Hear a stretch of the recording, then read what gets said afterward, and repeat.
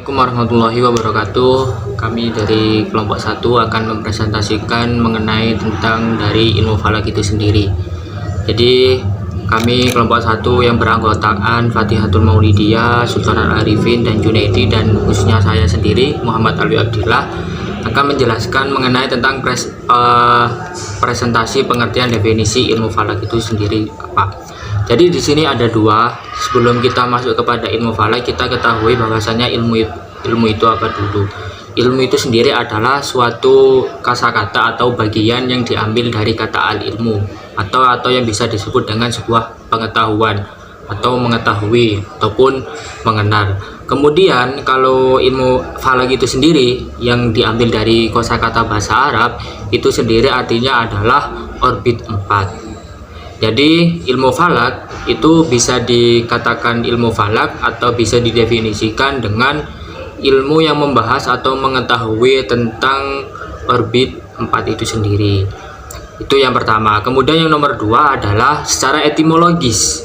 Ilmu falak itu sendiri adalah salah satu hal atau salah satu kosakata yang diambil dari dua itu tadi, ilmun dan falak itu sendiri. Cuman secara terminologis ini sangat banyak sekali para ahli atau para ulama yang mendefinisikan akan hal itu. Akan tetapi di sini ada satu yang menjadi salah satu persepsi dalam mendefinisikan dari ilmu falak itu sendiri. Yang pertama itu berupa persepsi suatu hal dalam hakikatnya. Dalam artian dalam hal ini ilmu falak itu membahas mengenai tentang sesuatu yang terkandung di alam semesta ataupun sesuatu yang membahas mengenai tentang orbit 4 itu sendiri. Itu saja.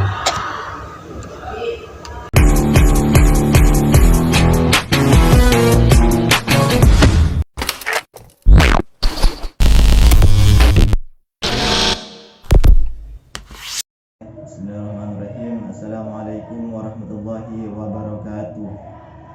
Oke, saya akan melanjutkan terkait dengan presentasi dari teman-teman sebelumnya.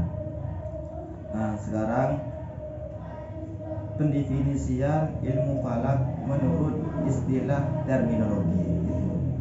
Di sini ada 5 pendefinisian menurut istilah terminologi. Yang mana yang pertama itu menurut Badudud dan Sultan Muhammad Zaid, ilmu falak adalah ilmu tentang bintang-bintang di langit, tentang peredarannya dan perhitungannya. Nah, di sini Sultan Muhammad Zaid itu menjelaskan bahwasanya ilmu falak itu tidak lebih jauh daripada definisi-definisi yang pertama, juga mencakup dengan tercakup dengan ilmu-ilmu tentang bintang-bintang yang ada di langit. Begitu. Kemudian yang kedua itu menurut Pater Salim dan Yeni Salim, ilmu falak adalah ilmu tentang bintang-bintang, planet-planet dan benda-benda angkasa lainnya yang berhubungan dengan susunan, gerak, kedudukan dan ukurannya. Nah, yang menjadi pembeda dengan definisi yang di atas itu di sini geraknya bintang-bintang di langit itu juga diukur dalam pendefinisian Yeni Salim menurutnya terkait dengan ilmu falak. Sampai gerakan dan kedudukannya pun di sini juga dihitung. Itu perbedaannya dengan yang kedua. Sedangkan yang kedua, menurut Budud dan Sultan Muhammad itu cuman mempelajari bintang-bintang di langit saja. Kemudian poin yang ketiga ini menurut Muhammad Farid Wajdi. Nah, sebenarnya poin yang ketiga ini tidak kalah tidak jauh beda dengan poin yang pertama, karena di sini cuman membahas secara umum terkait dengan ilmu falak. Nah, menurut Muhammad Farid Wajdi di sini ilmu falak adalah ilmu tentang lintasan benda-benda langit, matahari, bulan, bintang dan planet-planet lainnya. Ini tidak jauh berbeda sih dengan poin yang pertama itu.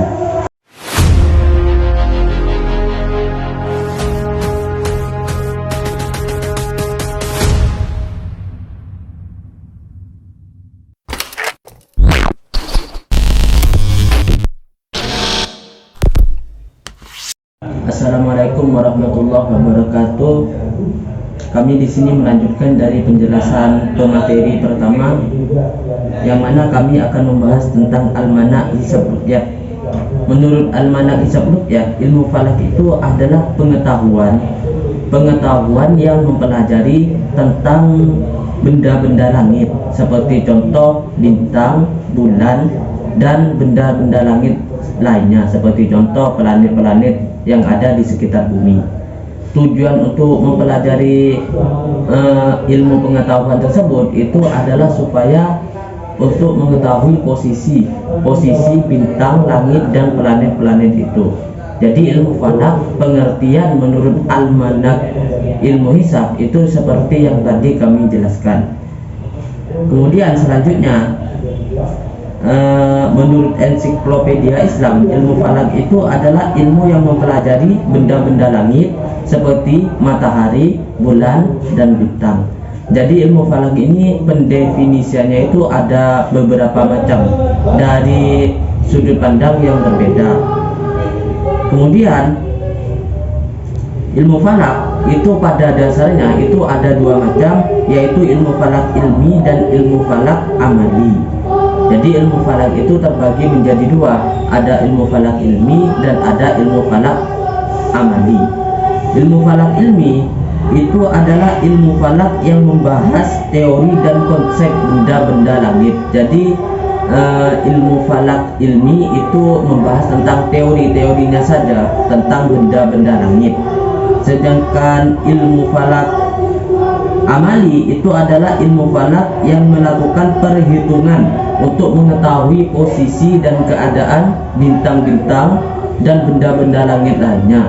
Jadi kesimpulannya, ilmu falak menurut almanak hisab itu adalah ilmu yang mempelajari tentang benda-benda luar angkasa untuk mengetahui posisi dan keadaan mereka.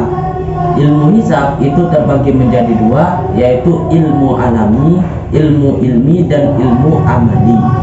Ilmu falak ilmi itu ialah ilmu yang membahas tentang teori-teorinya saja, teori-teori tentang bintang-bintang dan langit-langit. Sedangkan ilmu amali itu ialah ilmu falak yang membahas tentang perhitungan, melakukan perhitungan untuk menentukan posisi dan kedudukan benda langit. Mungkin sekian, terima kasih.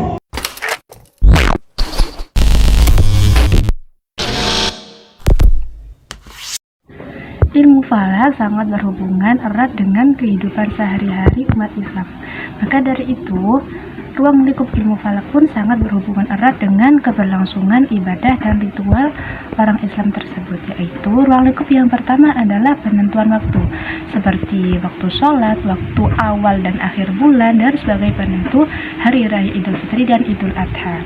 Kemudian ruang lingkup yang kedua adalah penentuan arah kiblat, yaitu dengan ilmu falak ini, arah kiblat dilakukan berdasarkan perhitungan posisi bulan dan matahari pada waktu tertentu. Kemudian ruang lingkup yang ketiga adalah perhitungan kalender Islam, yaitu menentukan bulan-bulan dalam kalender Islam yang berdasarkan pada posisi bulan, posisi peredaran bulan. Kemudian ruang lingkup yang selanjutnya adalah penentuan awal bulan Hijriyah, yaitu ilmu falak digunakan untuk mengamati hilal atau bulan sabit sebagai tanda awal bulan baru dalam kalender Islam. Selanjutnya adalah notifikasi tradisional, yaitu nelayan dulu itu menggunakan ilmu falak untuk mennotifikasi dengan mengamati bintang dan posisi matahari. Kemudian yaitu yang terakhir, ruang lingkup yang terakhir adalah sebagai studi astronomi, yaitu ilmu falak juga meliputi studi tentang gerakan planet, bintang-bintang, dan fenomena astronomi yang lain.